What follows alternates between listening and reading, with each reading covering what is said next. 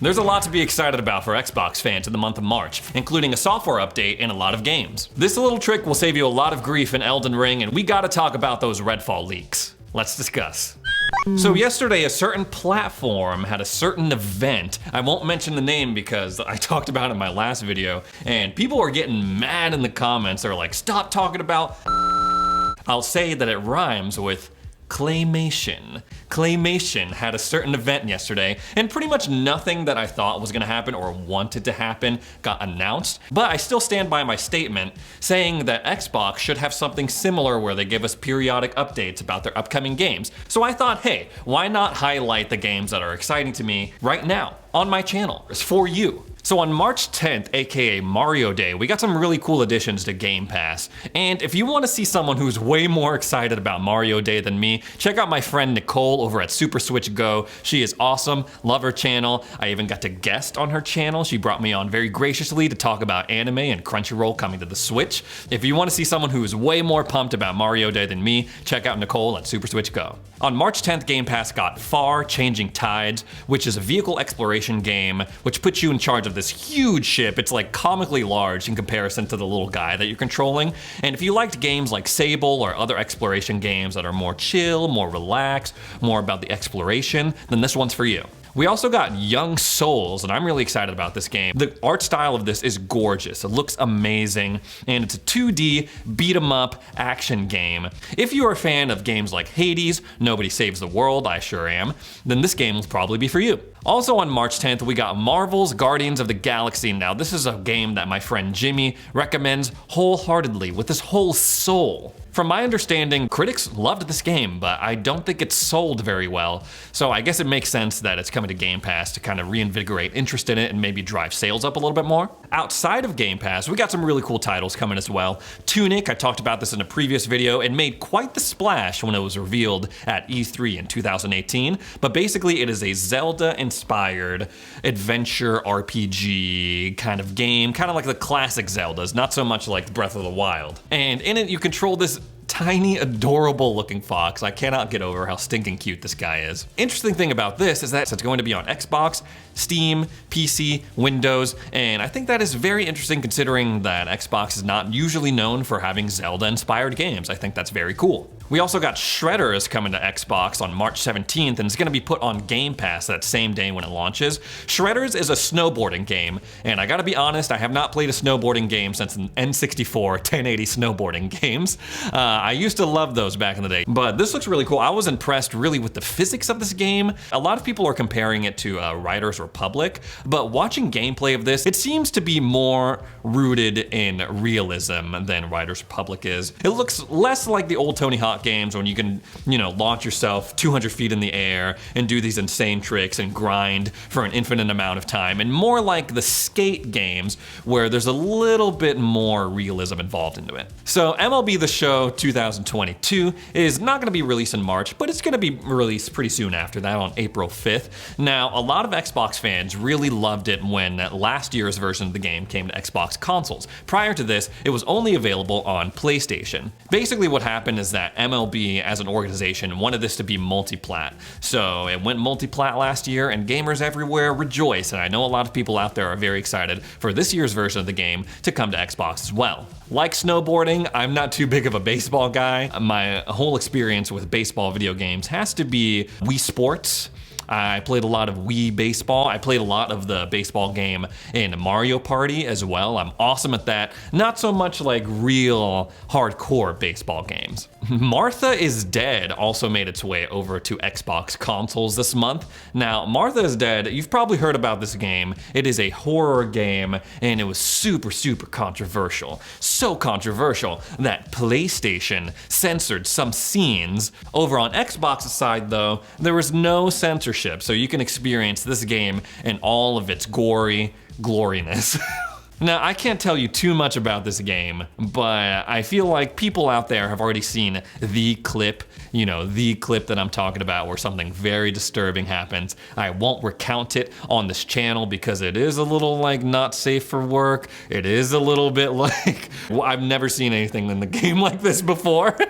So basically the clip that I'm talking about, something is done to a guy, but the rumor before the game came out was that that was going to happen to a baby. And it doesn't happen to a baby, for those who know what I'm talking about, but it's still, the scene in question is very crazy. It is still very shocking. If you are a fan of horror games, if you are a fan of gore, then I recommend that you check this out for sure. So one of the most anticipated games for Xbox owners this year is definitely Redfall. Redfall is being produced by Arcane Studios, which falls under the Bethesda umbrella, and they're known for games like Dishonored, Prey, Deathloop most recently. Redfall is supposed to be released this summer, and apparently there was a gameplay leak of this game that happened over the past couple of days. Unfortunately, when I went to the video that supposedly contained the link, it had been taken down already. So the gameplay leak was put up by this YouTuber, and immediately everyone was talking about how terrible the quality looked. And from the screenshots that I've seen, it's like the textures of the game looks good, but whoever captured the footage and then uploaded it, it looked like someone filmed it on like a smart fridge or like a microwave or something, like some sort of like potato looking thing, I don't know. Even though it was clearly like a beta version of the game, I'm led to believe that the quality was not due to the game itself, but to the person who uploaded it, to the person who captured the footage and all the stuff that happens in between like uploading things to the cloud or whatever. I'm more inclined to believe that's the reason why it looked like that. So in the gameplay footage, for those who saw it, apparently we got some footage of the start menu, we got some footage of the loadout from the first person view, which had a main firearm, a side firearm, and then something called a memento, which looked like a ring, which is basically like, you know, an amulet or like jewelry in other RPG games. And then it also showed some footage of this dude just totally smoking this vampire and evaporating into dust. That sounds awesome. So from what you can see, I'm like going into full detective mode over these screenshots. It's a screenshot of just like the outside world, like the town of Redfall, which this game takes place in. And then it looks like you got like a screenshot of the loadout, which looks a little bit like what you would see in Dishonored, not too much. Honestly, it kind of reminds me of like some Rainbow Six layouts in terms of the UI. Now that the video is down of the gameplay leak, we can't really further scrutinize it. But I feel like people are taking this opportunity to be like, wow, Redfall looks terrible because of like these random screenshots and this random footage that someone uploaded. And that's something that happened to Redfall when there was leaks previous to this. There were some screenshots and of this one of the characters in the game, and people were zooming in on the character model's face, and it became like a meme for a while. People were like, oh, Redfall looks like crap, typical Microsoft, like profit over quality. And it's like, guys, I don't know like who had, like clearly that leak that I was just referring to was from like an early beta, maybe alpha. There was still like components that would suggested that it was from alpha, like load in certain artifacts and scenery and obstacles and things like that. You could see those commands on the screen for those leaks. We realize we can take literally any game, zoom in on a random object like 500 feet away. Anyone could do that and upload it and be like, this game looks like crap. And that's just something I'm like, dude, like, who cares? Who cares, man? Obviously, it's an early build of the game.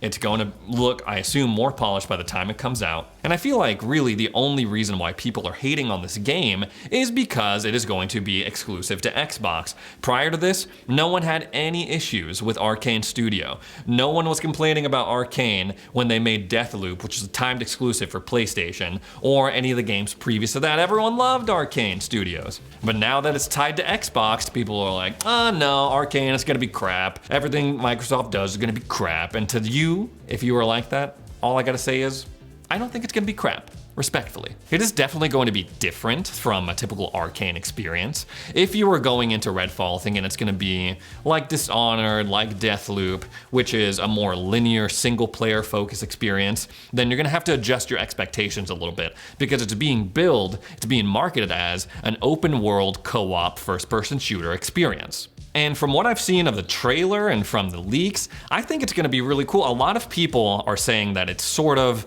a Borderlands type of experience where you team up with a couple of other people and you make your way through this world. And I like that formula. I like Borderlands a lot. I like how they limit the classes, so there's not like infinite possibilities. There's 4 classes, and then within those classes, through the ability tree, you have all these possibilities, all these possible synergies with your squad mates and things like that. The only thing that I request is that I have the option to either explore this game from a single player perspective, just to me, and then I also have the option to team up with people if I want to do that via multiplayer. So that was a lot like Borderlands, right? You can make your way through the game single player, or you can team up for local co-op or multiplayer. Unlike games like Back 4 Blood, where it's like you have to go through the game with a squad, and if it's not a real person, then they give you bots to make your way through the game with. So the premise of this game is appealing to me. You're fighting these hordes of vampires. I think it's a great opportunity for them to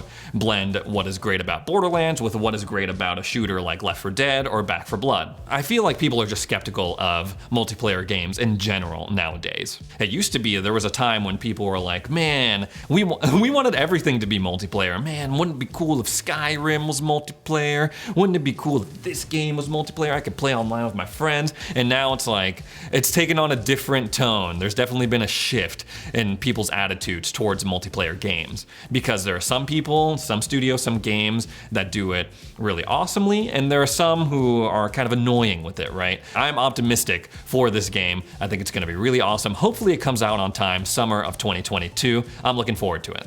Now, Elden Ring is the big game that's on everyone's minds right now, and as I was playing yesterday, I died like 50 times to this boss in Rey Lucaria, the little wolf guy that has like a sword in his mouth. I'm like an astrologer guy, so he kept cornering me and just like totally destroying me. And as I was screaming at my monitor, this idea came to me. I was like, I should make a shirt that just says maidenless. And that's exactly what I did. No maidens, no problem. Buy this shirt. I have a link down in the description where you can buy it right now. If you use the promo code STAYREADY, you can save 10% off on your purchase. So guys, I am pretty deep into Elden Ring. All those games I was talking about coming out in March. I don't know if I'm gonna play any of these games though, because I'm so into Elden Ring. And for those who are just as deep into Elden Ring as me, you will know that there is no pause button, right? There's no pause button.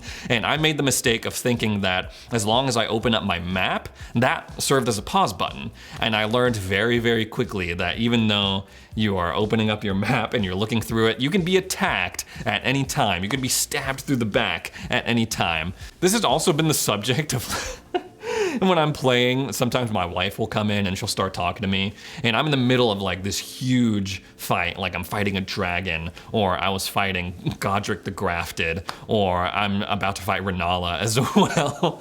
I've been working on that, and she'll come in, try to talk to me. I'm like, oh my God, like I'm so overwhelmed, and I'm like, I keep having to say, sorry, I cannot pause this game.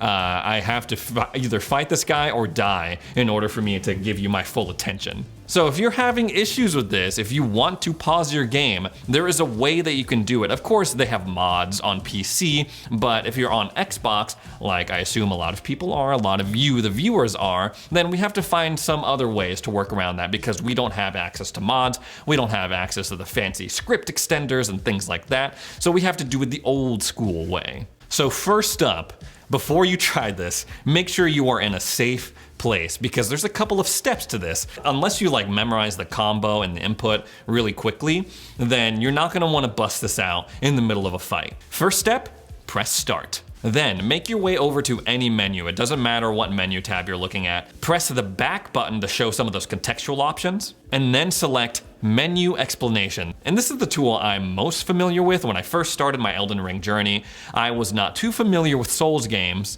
so I was constantly in the menu like, what is intelligence? What is vigor? What is endurance? What does that mean? And the menu explanation would tell me what those different things mean. Again, this is a pretty cool trick. I can see this being useful in very, very specific situations. I personally am not good enough to use this in the middle of a boss fight. I would get killed immediately. But if I went somewhere safe and I needed to go get a package, or I need to answer a phone call, this is a great tool. Of course, this isn't the perfect solution, but it might just save your life. It could save you a lot of frustration. Don't be like me, don't be naive and think that you're safe enough when you have the map open, because you never know what can happen in Elden Ring.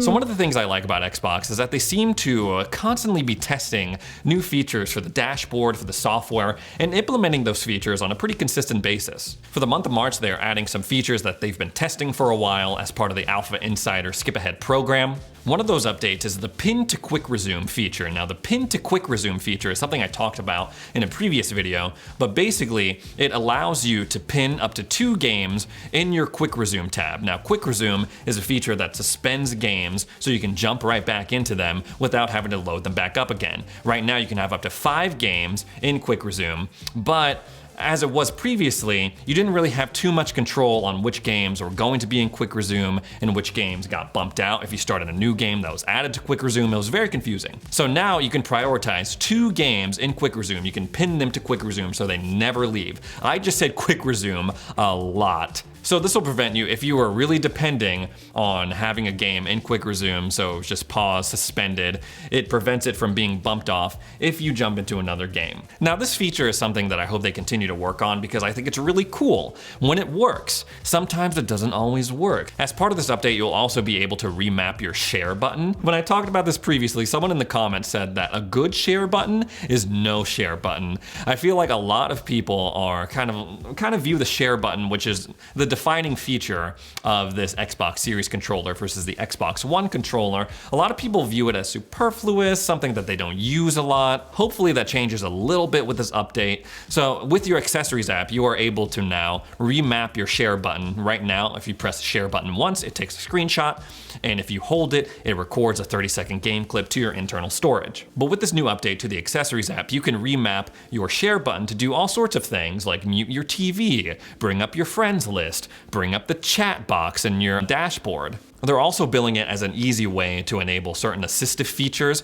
if you are a gamer with disabilities. So hopefully being able to remap the share button will change people's tune, change people's perspective on the share button. I feel like it gets a bad rap. I personally, I don't really use it too much, and sometimes it doesn't work when I use it. So hopefully this changes everyone's tune a little bit. They're also going to be updating the firmware for your Xbox accessories like your controllers. Now this is something I personally have not experienced, but apparently other people have experienced issues with their Bluetooth devices, like their controllers, like their wireless headsets, in terms of sometimes it's iffy with the connection, sometimes they get disconnected randomly. I was talking to someone about this on Twitter the other day. The press release for this says, this release includes fixes and updates that deliver performance updates to Xbox One controllers with Bluetooth support, Xbox Elite Wireless Controller Series 2, and Xbox Adaptive Controllers. Like I said, hopefully with this update, they'll be able to fix some of those blips that people are experiencing with their controllers, with their headsets. They're also implementing a new audio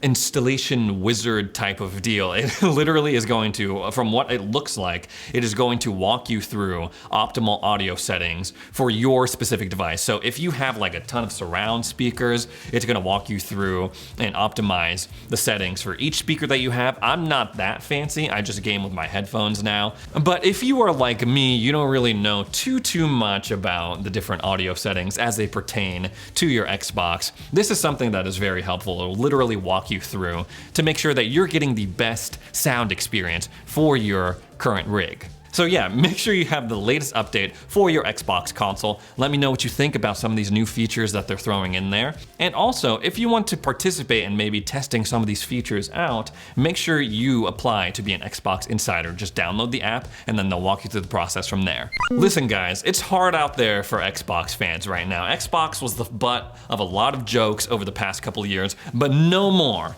Join me, subscribe to my channel, and we can show everyone that Xbox is awesome. Show those claymation fans that we're awesome.